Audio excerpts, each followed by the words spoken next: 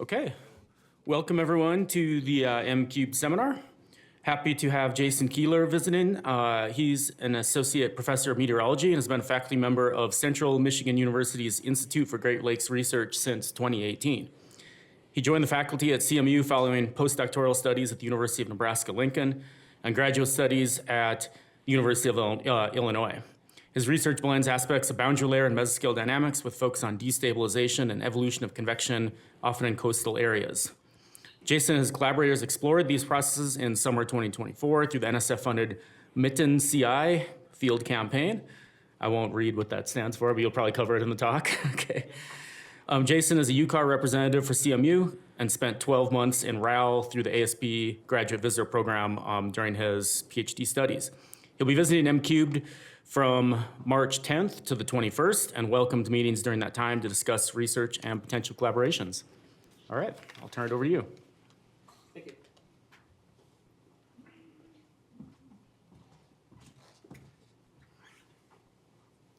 Well, thank you for the introduction, and happy to be back here at NCAR for this and next week. And excited to talk with you today about some of the recent work that we've been doing in my group related to coastal meteorology, convective environments, and convection initiation from broad methodologies. Of course, with any project of this scope, there are a lot of people and entities that have contributed to this. Starting off, the PIs and senior personnel who I've worked with on the fieldwork component of this. We've got Dave and Junming from University of Illinois. I've been working with Dave since I started my master's with him in 2007, and we haven't gotten rid of each other yet. He's been a great person to work with on anything Great Lakes related. Chris Weiss from Texas Tech has joined the campaign, along with Brian Argro from Aerospace Engineering Sciences at CU for some of the UAS-based work that we've been doing, along with Heist DeBoer, who was with CU and recently is now with Brookhaven National Lab.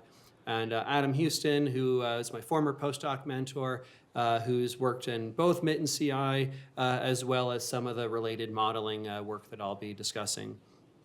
We wouldn't be anywhere without our students who we mentor, but really we benefit from them in terms of what we learn from them and the work that they do. Kyle Brooks is my current PhD student working on MITTEN-CI. Cassie Eisenberger, a former undergrad from CMU, who's now working with Chris at Texas Tech on this project. Former PhD student of mine, now Dr. Christian Boyer, who is out east with Linker, a NOAA contractor now. Brian Riccozzi also contributed to some of the modeling work that we did there. Internally here at NCAR, very thankful for the support that we had from EOL during the field campaign, from both Scott and Linda, who I understand congratulations are in order for her retirement next week. So of course, all of the support that we've had from NCAR, acknowledging access and the Texas Advanced Computing Center for the computational support, and broader speaking, the Cooperative Institute for Great Lakes Research, who provided some seed funds that helped us get started here. So just a few people who've helped out to make all of this possible. Now, getting into some background and motivation here, trying to be a bit broad in this to make this as inclusive as possible. And we're thinking about thunderstorm environments, convection initiation. And so a lot of what we want to discuss here are things related to moisture, instability, and lift, these classic ingredients that we think of in terms of thunderstorm environments. And the Great Lakes are going to affect all of those. In terms of their kind of root cause of this, we're dealing with the differences in the heat properties of those large bodies of water and how much longer it takes for them to heat up in that warm season time period.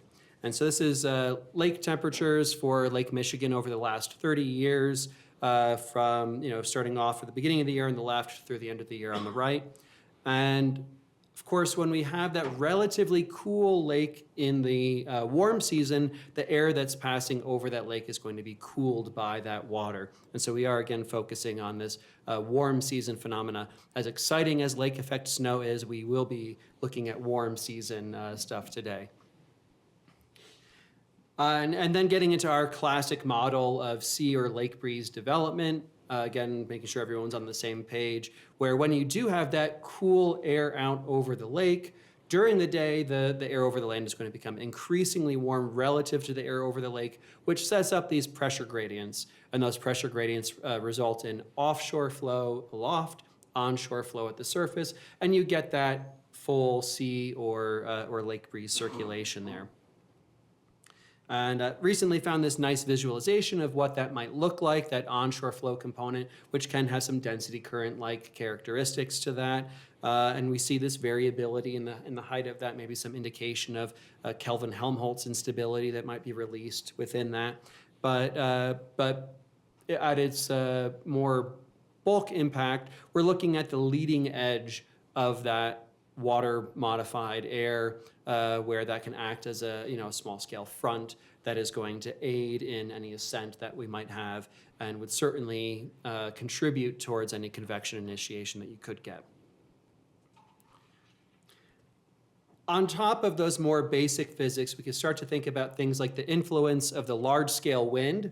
And so I have an example here of what happens when you have large or synoptic-scale offshore flow in this visible satellite image with Lake Michigan on the left there.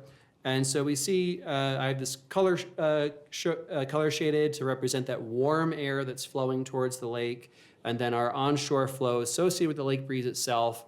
And I draw that as fading from blue to purple as you have that modification, that heat flux that you're getting from the surface that's affecting the thermodynamics of that air. And in this case, with this offshore flow, that really opposes the onshore flow associated with that lake breeze very well. And we get this nice, sharp boundary there in terms of the satellite representation of that. And you see that one thunderstorm that has, in fact, developed on the southern portion of that. So again, this is still some of the more basic physics that we're dealing with.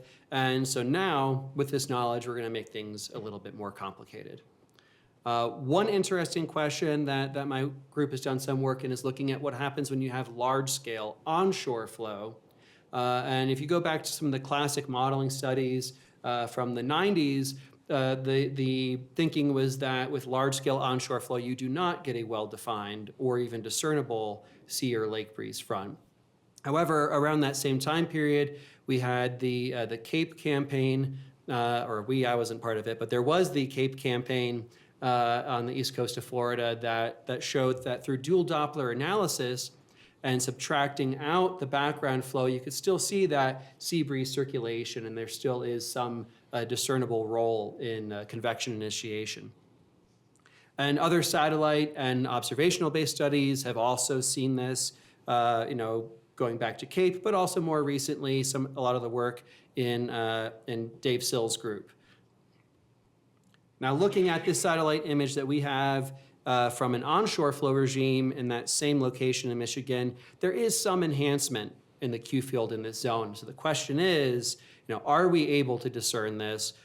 Can we learn about this from both modeling or observational perspectives? And there's still some value in things we can learn here. Getting into other components of my collaborators' work related to this, the Illinois team is looking at entrainment within the boundary layer and how that might affect the convective environment. And so when you have an inland displaced marine boundary layer, it's going to be affected by heat flux from below, but through entrainment at the top, you can also have modification of that air mass. And how that air mass modifies with time and space as it goes inland is going to affect the convective environment that you could have. Now, up top, these are some Doppler LiDAR observations from some preliminary fieldwork that we did a few years back, where on the left, these are RHIs from the Doppler LiDAR when it was located about 9 kilometers in from the lake, with the lake to the left and land to the right. And you can see that shallow blue layer of our onshore flow, that lake breeze. And on the right there is a stair scan, so vertically pointing Doppler LiDAR, giving you some indication on the left there of what that convective structure was like ahead of the lake breeze front. And on the right portion, you see a lot of these smaller eddies from all the turbulence behind that lake breeze front. So there's a lot going on here and a lot that we can study, certainly with a large number of cases. Some of Chris Wies's work and the work at Texas Tech is looking at the role of misovortices along the lake breeze front. Now this is an example of Ka-band radar observations from a dry line, where we see the approximate location of the dry line indicated there. And on the dry side, we have some, have to, as a boundary layer person, indicate the beautiful open cell convection that we have within that. But focusing back along that front, you see those thinner black contours are indicating areas of vorticity, so those misovortices. And those misovortices tend to be favored where you have these inflections within any air mass boundary, and you can get mergers of those that can act to further modify that boundary and enhance ascent. So certainly something that could play a role in convection initiation. Other aspects of Chris's work on this that maybe needs a little bit less introduction in an M-cubed seminar, but I will show the classic figure from RKW theory here, where we're looking at on the cool side, in this case, we're looking at an outflow air mass, but we have that sense of rotation we have from that vorticity there. And if the low-level vertical wind shear favors an opposing vortex, you get more of that upright ascent there. And so one of the things that Chris wants to look at is applying this to CI along the lake breeze fronts as well. And just some other examples from some of Chris's work looking at, I believe this was a thunderstorm outflow, but again, similar density current-like evolution that we would expect to have there. All right, now moving more to my contributions and my research interests here. This has been a pet project of mine for years, and so I'm excited to really dive into this in more detail now. And this is dealing with a thermodynamic curiosity that the air on the cool side of an air mass boundary can actually have more CAPE than the air on the warm side of the air mass boundary. I like the kind of confused looks that I get from a bunch of people when I say that. I promise I'm not a fool. And so we have some examples here. These are two soundings taken during the original Vortex campaign, where the black sounding is on the cool side of an older air, outflow boundary, and the gray sounding is in that warmer ambient environment. And if we focus on the convective parameters up on the right, you can see that the surface-based CAPE in the cool air is several hundred joules per kilogram higher than it is in the warmer air. And if you look at the lower levels in those soundings, the one thing that really jumps out is the moisture difference. And so this thermodynamic evolution can occur when the cool air is more moist than the warm air. And it needs to be sufficiently moist relative to the temperature difference that you have across that air mass boundary. And we see that is the case here with the water vapor mixing ratio being nearly 4 grams per kilogram higher in that cooler air. Now, we don't have soundings everywhere all the time, as much as we would like.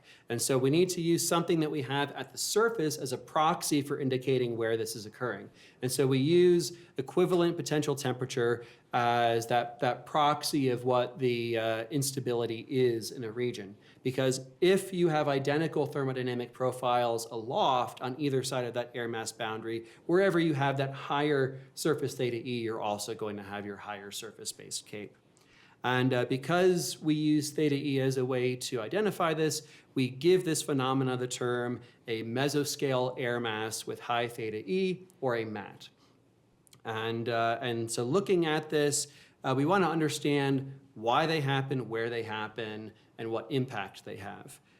Now, some of you might recognize a couple of these papers here, but these are examples of MATs that have affected deep moist convection. That Gilmore and Wicker paper was looking for the vortex case.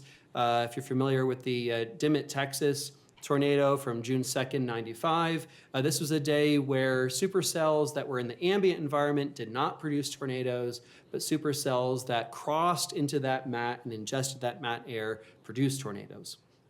The next paper is dealing with the former world record Aurora, Nebraska hailstone. This is another example of a thunderstorm that interacted with a mat. So it's not just a thermodynamic curiosity, it can be significantly impactful in the right conditions. Now, learning about how and why this happens, we like to think about this in terms of entropy here. And so this equation is from a paper by Hampton Houston several years back, where they were looking at mat development in a cold front. And the different terms that we have here are advection, precipitation, evaporation, and insulation, and your sensible and latent heat fluxes. Now, a lot of these things are going to be related, of course, and it can be harder to tease out the individual differences, but we really do see a significant impact, as I'll get into later, from that advection. And I want to emphasize that we're not just dealing with horizontal advection. We could be dealing with vertical advection, and this will make a little bit more sense in a second here. If we think about what's going to be going on in that warmer ambient environment where we say have a pronounced convective boundary layer. And I'll throw you a nice visual here of what we have going on in our convective boundary layer, where we're going to have much more vigorous thermals in that environment. And for those familiar with severe thunderstorm environments, you know that it's typically, well, of course it's going to be moist at lower levels, but we often have some dry air just above the boundary layer. And so if I have vigorous thermals with dry air just above the boundary layer, the tendency is going to be to dry out that ambient environment as time goes on. And so if I have a slightly cooler but moist air mass on one side and a warmer but progressively dry air mass on the other, that's how we can get that difference. So that was our working hypothesis that I'll show later. I think we're getting close to really showing that that's the primary impact of how this happens. So summarizing our background and motivation, we've shown that there is substantial value in a data set that's going to allow us to quantify surface fluxes, turbulent exchange, and with that lake atmosphere and ambient environment. We also want to look at what the thermodynamic evolution is, both in space, working from over the lake to inland, but also in time. And really, to get at this, we need to have observations that start out over the lake itself and ideally are on some transect that's perpendicular to the coastline. So thankfully for us, NSF agreed, and so we have the maritime to inland transitions towards environments for convection initiation, or MITTEN-CI. So we're in Michigan. I might not be from there, but I've learned to embrace the hand as the map. And so that's a large portion of our team here, and I'll get back in a couple slides to introducing all the individual instruments there. But overall, we were in the Southwest Michigan area during July of 2024, and we operated from the coast in Holland, Michigan, to about 120 kilometers inland, just outside of Lansing. We wanted to avoid the heat island of Lansing, and so we ended before that area itself. 37 team members, and very importantly, 28 students. A lot of them were undergraduates, but we did have some grad students helping out as well. And again, those 5 universities that I've mentioned as the involved partners. So instrument-wise, in the back there, you could see Chris's mobile Ka-band radars that we had 2 of them for the campaign, allowing us to do dual Doppler analysis for some of the cases. 2 mobile mesonets. The Nebraska mobile mesonet on the left there was doing a lot more of finding the front, much shorter transects, whereas the CMU mobile mesonet on the right, we were doing more of those full, longer transects across the Lake Breeze front. We had a Doppler LiDAR, small multi-rotor drone. This is the Coptersonde 3. You might be familiar, it's developed by Phil Chilson and was recently commercialized by Intermet Systems in the last year here. And we're able to get pressure, temperature, humidity, and wind from that. Full tropospheric radiosondes. This is a GRAW system operated by Illinois. Mobile soundings. These were using wind sondes that we had along the same transect that the mobile mesonets were driving on. And then not shown, we had an array of flux towers. at increasing spacing as you work your way inland. Visualizing all of this, I've got two examples of what our kind of idealized deployment array might look like. On the top, during that large-scale offshore flow regime, where we have that defined front where everything is a little bit tighter near the coast. And then if we had a large-scale onshore flow regime, the mobile assets were spread out a little bit more. Time-wise, I'm not going to go through every detail on this, but the main thing I want you to focus on is that this was a diurnal campaign. We're starting early in the morning, going through typical time for CI in the afternoon there, and we put this into a few different operations window where we were able to do an inland and back transect, pause, reevaluate, and then continue those transects as the day progressed. What did Mother Nature give us and versus what we were expecting during this campaign? I've got the windrows analysis that we had from the climatology on the left there over a couple decades, looking at what we would expect. This was 6 to 10 a.m. local time for Holland, Michigan, so pre-development of lake breeze, where we have those nice peaks in frequency of wind direction from the east and from the southwest primarily there. And that would allow us to have both onshore and offshore flow regimes. What we actually got on the right there, we still have some of those peaks that are there. Maybe had a few more days that were calm, which in the end worked out well in terms of allowing there to be defined lake breeze circulation still. In terms of lake temperatures, so again, we need that lake to be cool relative to the air to have defined lake breeze fronts. Well, we were coming off of a record warm winter in the Midwest because of that pronounced El Nino that we had in that 23-24 winter there. And so with that, we did have a warmer lake going into the summer. Thankfully, it was not quite as intensely warm by that time period, but it was still above average temperature. The air temperature, unfortunately, was slightly cooler than normal during the campaign. And we also had some interesting interruptions, such as the remnants of Hurricane Beryl that came through at one point during that campaign period. That said, we still ended up having a large number of cases with interesting data from the campaign. We had 21 dates of operations within 1 month, which is not bad, and a wide range of how well defined the lake breeze front was on those days. At least 5 days developed into mats with the lake breeze front, and some other interesting cases that we had. There was one day where the lake breeze was struggling to develop, but then upwelling occurred. We had that localized cooling of the lake, and then the lake breeze front developed within an hour of the upwelling occurring. A lake breeze front that was overtaken by a cold front, and then convection initiation occurred. And Chris is excited about this one. We had some lake breeze front misovortices that exhibited the Fujiwara effect of, again, 2 vortices rotating around each other, and we were able to get dual Doppler analysis of that occurring.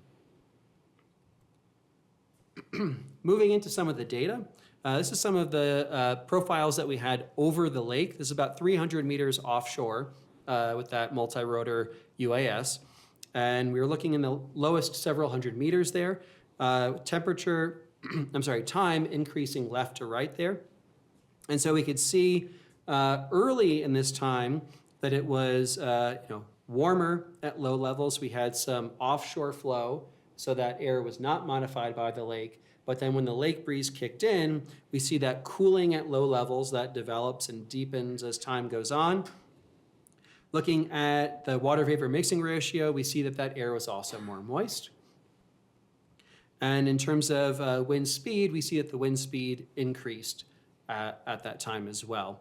And don't have it here to show, but that also was onshore flow that developed. So nice over lake observations of the development of that lake breeze. Highlighting some of the Doppler LiDAR data that we have. This is an example where, again, the lake is off to your left and inland is off to your right. And we see that we have that broad onshore flow. And if you look carefully at low levels, there's some enhanced onshore flow that also develops. Excuse me. So an indication of an embedded lake breeze front passing inland within that large-scale onshore flow. Less jumps out in our full tropospheric sounding here, but this is something that was located right at the shore, just inland as well. Looking in that map there, indicating where that was right on the shore. And the main thing that jumps out here is that we have this localized, very shallow cooling when that lake breeze developed. In terms of our flux tower data, I'm going to progressively work our way inland here. This top panel is flux tower data from right at the shore. And you've got wind barbs up top, again, time increasing left to right. And in red is our temperature, and the black thin line there is your heat flux, your sensible heat flux. And you see this spike that you get right when that lake breeze front passed over. This flux tower was located in a dune. And so you imagine a relatively unmodified cool lake boundary layer passing over a sand dune. You would expect to see a significant spike in that surface heat flux there. Further inland, we see that there certainly is, as the day occurs, some of that sensible heat flux, but you don't get quite as much of a spike when that lake breeze front passes through where that vertical blue line is, because that air's already been modified. Working further inland, we see again, a less pronounced cooling when the lake breeze front passes, and even further inland on the bottom panel there, that the lake breeze front did not make it that far inland. And so this is the value in us having this array of flux towers, because we would be able to have ones inland at the front, ones back within the lake modified air as well. Now, any of you who have worked with processing radar data know that Cassie at Texas Tech has her work cut out for her, but she's made some strides here and has shared some of the PPIs that they have from lake breeze fronts. And so we see our radial velocity in the right and reflectivity in the left, and you can make out where that lake breeze front is in the middle there, and the convergence that you could see, and maybe make out some of the little kinks that you could see in that lake breeze front. In terms of mobile mesonet data, this is a representation of the potential temperature, with lake being off to the left, further inland to the right, and wind barbs along that transect are shown, or vectors rather, are shown, with our lake breeze front being right there. And so you see that cooling that you get on the lake side of that lake breeze front, and the convergence from the offshore flow inland to the onshore flow on the cool side of the front there. Now, this is one of the cases that evolved into being a mat. And so you can see that that temperature difference is not particularly large across that lake breeze front. If I show you dew point, you can see that dew point spiked substantially in that cooler air. And so we end up with this area now looking at equivalent potential temperature, where that theta E is indeed higher on the cool side of that boundary. Other ways that we have visualized this include looking at visible satellite images and color shading equivalent potential temperature along the mobile mesonet transect, where you see there's your lake breeze front, there's your higher theta E air, and lower theta E air on that warmer side. Nice thing about being there in person is we were able to take pictures of this, and so this is what it looked like on the ground at that time. We were pretty excited about this. This is probably the best, most pronounced cumulus line that we got along the lake breeze front in the full campaign there. And again, for the boundary layer nerds like me, we could see some indication of open cell convection that you had in the patterns that you have in that Q field inland there. This is a different case where we had less widespread cloud cover inland, but again evolved into a mat with our lake breeze front through here. And seeing again that lake breeze front, you could still pick out a smaller cumulus line, but you certainly were not going to get convection initiation from that.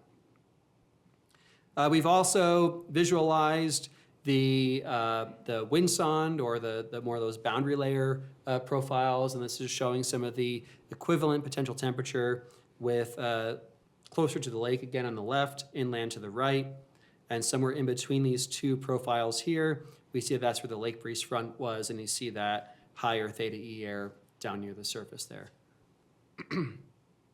And so that's just kind of more of a teaser to what we have from the campaign. I'd say looking forward, again, we're in early stages, but there's quite a lot that we can do, and there's a wide diversity of cases and breadth of data that we have from them in terms of how we can evaluate the hypotheses that we have. And there's a lot that we could do, whether it's within CI, boundary layer studies here, and applying those to other areas in mid-latitudes. And potentially of interest in this room is the impacts that this could have on evaluating different model parameterizations. Having this regular setup, especially with the flux towers that were there operating every day over the course of a month in this coastal region, that there's certainly some potential to work with the data towards parameterization evaluation, development, or things along those lines. So that's what I have in terms of the observational side, and to get into a little bit more depth, we could start to look at a few things from the model-based part of this.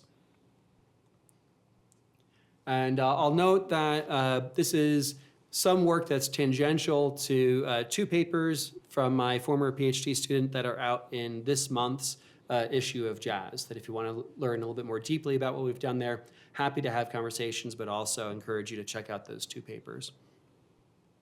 Now, we were using CM1 for the model-based part of this study, and using that in a domain that was about 20 kilometers north-south and 200 kilometers west-east, with the western 50 kilometers being a water surface.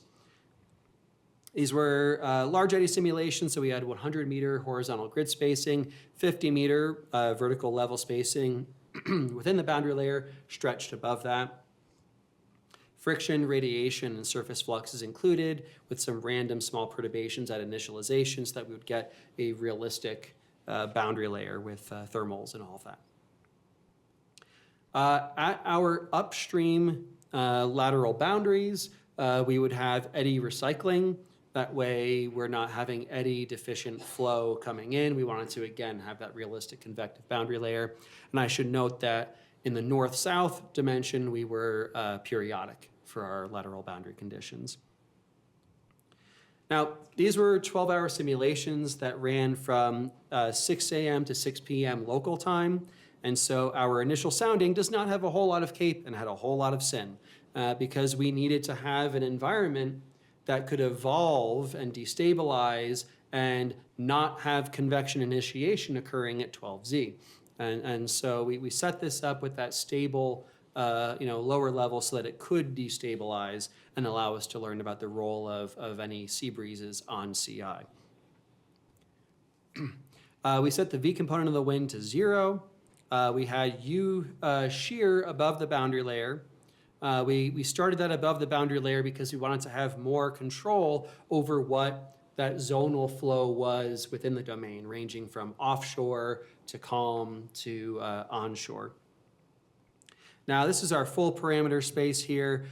For today, I'm going to focus on the calm to offshore cases, though I'm happy to talk about the onshore cases separately. We varied the date in terms of both radiative forcing and what the lake temperatures would be climatologically speaking. And we used a range of lake surface temperature percentiles to see what that full large-scale flow, radiative forcing, and water temperature parameter space would do. Now, I'm focused more on the matte aspects, or how we got that greater instability on the cool side of these sea breeze fronts. And so to talk about how we analyzed those, we've got an example here. This is just a line graph of theta E from about 10 to 120 kilometers inland. So again, this is our higher theta E on the cool side of that sea breeze front there. And so in order to quantify this, we would first identify our lake breeze front position. calculate the mean theta E on the warm side, then see how far you had to go onto the cool side of that air mass boundary for theta E to be equal to that inland average. And that was then our width of that mat. And within that mat, we computed the mean theta E and took the difference between that. And so when I'm talking about what this, excuse me, talking about what this mat magnitude was, what I'm talking about is the mean perturbation within that. So realize that the maximum perturbation could be quite a bit higher. And looking at this space that we have here, I'm looking at different percentiles for the water surface temperature for each of these individual subpanels of this heat map of what that magnitude was. The rows correspond to the flow regime, top row being stronger offshore, middle row weakly offshore, bottom row being calm. And then the columns deal with the month, so June, July, and August there. And so what jumps out in terms of our theta E perturbations here is that on that bottom row, our calm base state flows when we had more pronounced mats. I also had more pronounced mats in June within that, which makes sense with having more substantial radiative forcing in that month relative to later in the summer. To a lesser extent, the lake surface temperature had an impact here, but we see that between the mean 25th percentile perturbation to the mean 90th percentile perturbation, not that much of a difference. So to get into this a little bit more deeply, I want to focus on these three simulations there. Up in the upper right, those kind of black boxes showing a few simulations where we want to do a little bit more within that region of the parameter space. And so within those, we're going to take a look at what happens if I cool the lake even more down to the 10th percentile. So let's try to get rid of the mat. And what happens if I modify the moisture content above the boundary layer, getting back to that earlier discussion we had, or doing both. And so to look at this, I had just zooming in on what the original sounding was in the middle, and to almost an extreme case here, moistened above the boundary layer or really dried that out to see what impact that had. And if you're wondering, wow, that really looks awfully dry, we do have soundings from MITTEN-CI that looked an awful lot like that, if not even drier above the boundary layer. Now, the layout of these heat maps has changed slightly. The top heat map is for that 10th percentile. The bottom is for the 50th. And each row within this corresponds to one of those three simulations that I said we were going to investigate a little bit more deeply. So you could really only consider these left to right in how you look at them as opposed to up down. Within this, comparing the full bottom to the full top, there, we see that there's really only a slight decrease in these theta E perturbations for the 10th percentile. And for this one example up there, we almost got rid of the mat. You know, it was down to 0.05 Kelvin difference there with that dry EML and coolest lake temperature. But the big thing that jumps out here is that these differences are pronounced with those moisture changes. And if I look at the mean values for the moist soundings, only a 0.5 Kelvin difference, going up to 1.5 for the original sounding, and over 2.5 for the moist sounding. So really showing that the more substantial role that the moisture above the boundary layer plays. And I should say we looked at this at the earliest common time before CI in any of these simulations, because we didn't want to look at the impact of any cold pools that would have developed after CI.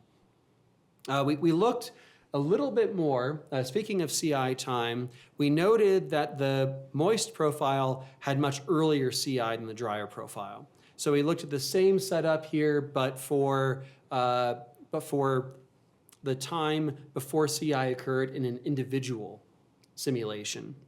And that actually made those differences stand out even more. Where note that the color scale has changed here, that maximum theta E perturbation is now more than double what it was in the earlier cases. And we see that the moist soundings, that hasn't changed too much from what it was before. Original sounding, maybe a little bit more of a theta E difference, but the dry ones, that's again almost double the theta E perturbation that we got there. And so what we're showing here is that the presence of dry air aloft, thinking of that as our low theta E reservoir, has the most profound effect on matte development here. And the presence of moist air aloft, not only does that mean that we don't have dry air to mix down into the ambient environment, but having moist air just above the boundary layer has kind of preconditioned the environment for CI, and so you get earlier CI, and there isn't as much time for a matte to potentially develop. Those parcels that do go for those earlier CI attempts aren't going to have as much entrainment if they're not going up into a super dry environment. Now, we also saw that lake breezes, to a lesser extent, those mattes were favored under conditions with calm base state flow. And so why might that be? Well, if I have calm base state flow, there's going to be less opposing flow to that lake breeze front, and so it will work its way further inland.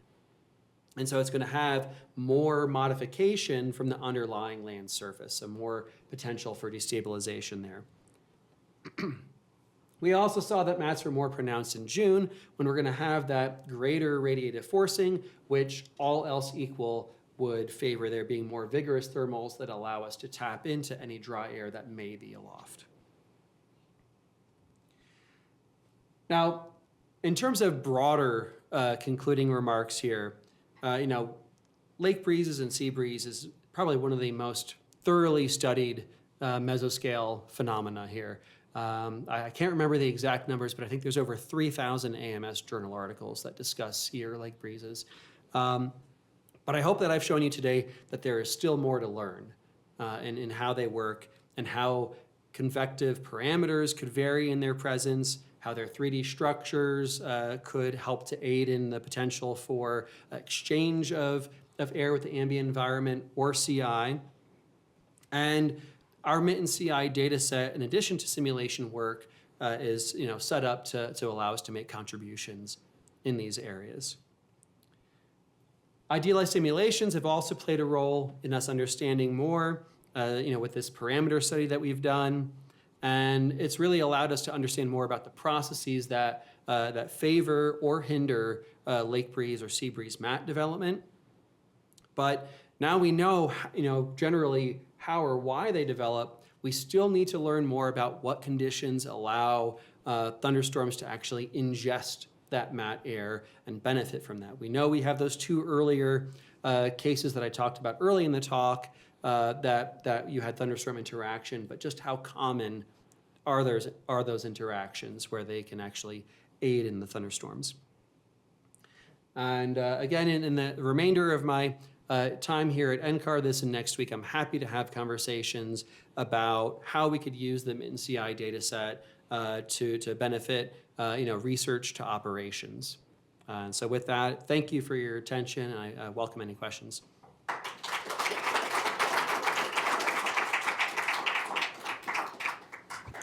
Okay. We have plenty of time for questions.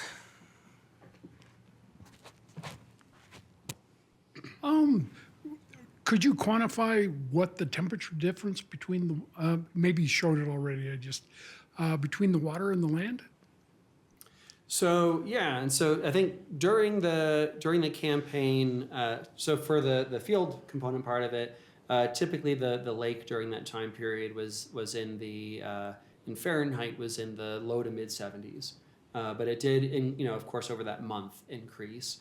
I think from maybe lower 70s earlier in that time period to mid or even upper 70s in some cases later in the campaign. So what was the gradient then? Some delta T over some delta X for? Well, I mean, it certainly would vary day by day. I mean, we had quite a few days where, we really didn't get pronounced lake breeze fronts unless the water temperature was at least 10 Fahrenheit cooler than the air temperature over Okay, land. yeah. No, okay, yeah. And so, I mean, and for instance, I mean, with it being a slightly cooler July, the first day of the campaign, I believe the low that morning was maybe 50, if not upper 40s, and so we were a bit nervous on that first day, but we actually did on that day end up still developing a lake breeze because there was substantial upwelling that had occurred.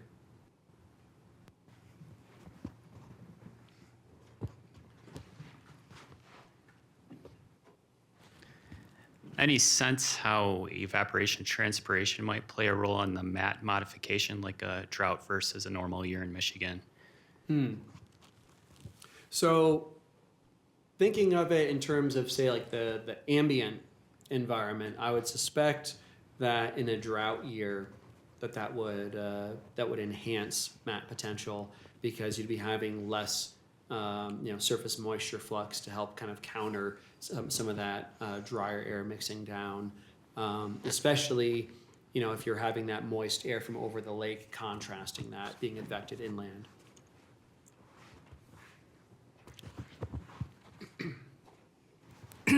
Yeah, nice talk, thanks.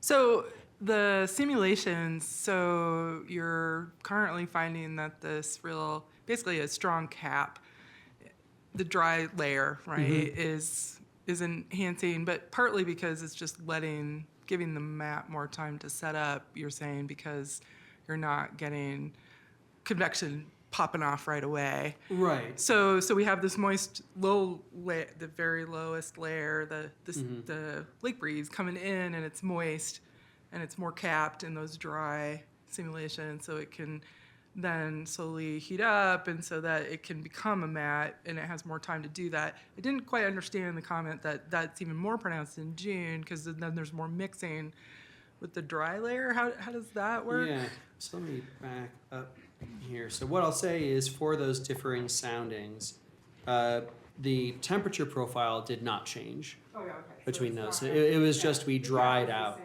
The cap was the same, yeah. Okay. And so it's just a matter of, and this is getting outside of my own research area, but building on L. Hugh and some other people who've worked in this area in terms of convection initiation. That if you do have or thinking of, say, entrainment cape as opposed to cape, your initial CI attempts are going to be more have more dry air entraining into them, and you might need multiple updraft pulses before you can actually get CI when you do have particularly dry air above the boundary layer. And so that in and of itself can delay CI. Yeah, but maybe it's still just more radiation in June. And that's right, right. Well, so I guess there's the two things there. There's the how does the moisture or dry air above the boundary layer affect CI time, but then also with June, yeah, you're going to have more heat flux.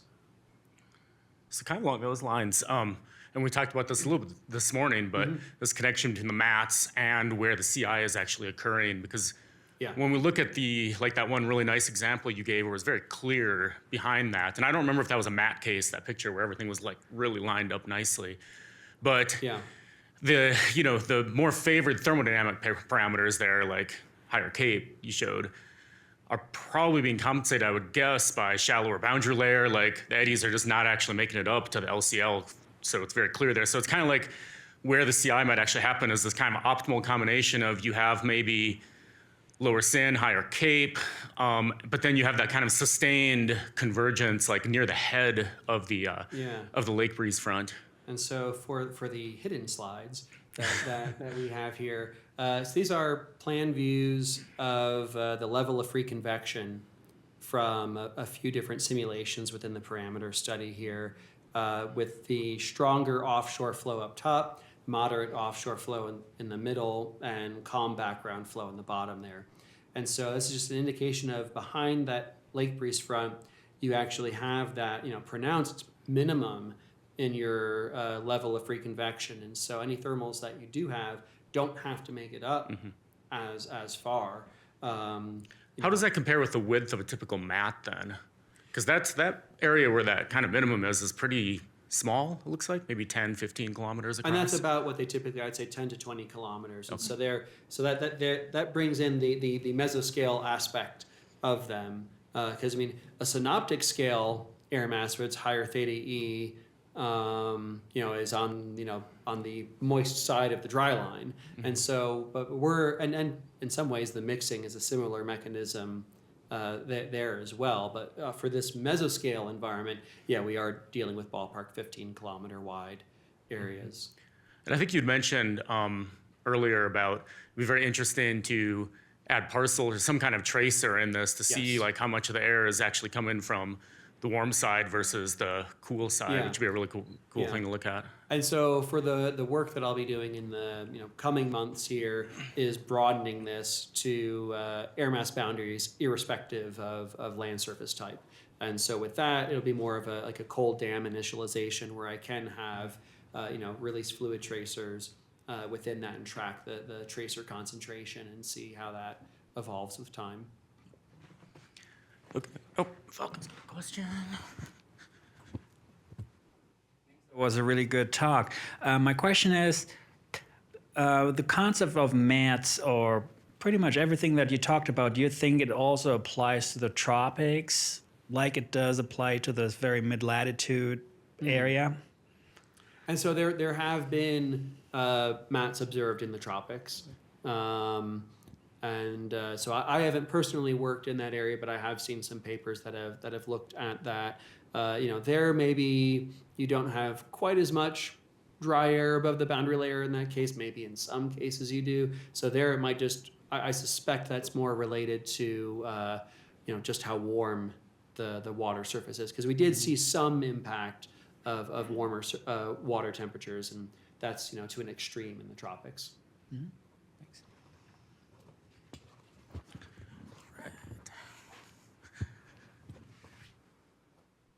Great talk, Jason. You mentioned, math is what you're focusing on here, but could you comment on, after so many simulations, what kind of range of precipitation you actually get out of this suite of around, and strongest precipitation rate and all that alluded to extreme event and things like that? So we did not look into that, partially because of how narrow the domain was north-south, with it being 20 kilometers north-south and periodic boundary conditions. The storms would get a bit funky, or everything is aligned when your domain is only 20 kilometers north-south and periodic. And so we didn't look too much at that. We did look a little bit at maximum updraft velocity. And the maximum updraft velocity that we had was from one of the simulations with the most pronounced MAT, which I realize is a very poor way of getting at that, but at least there's that coincidence at worst, and maybe there's something there. Thank you. Yeah.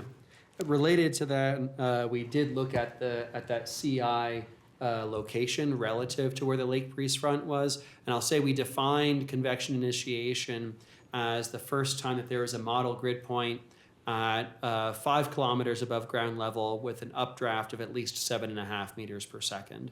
That is the way that we quantified that.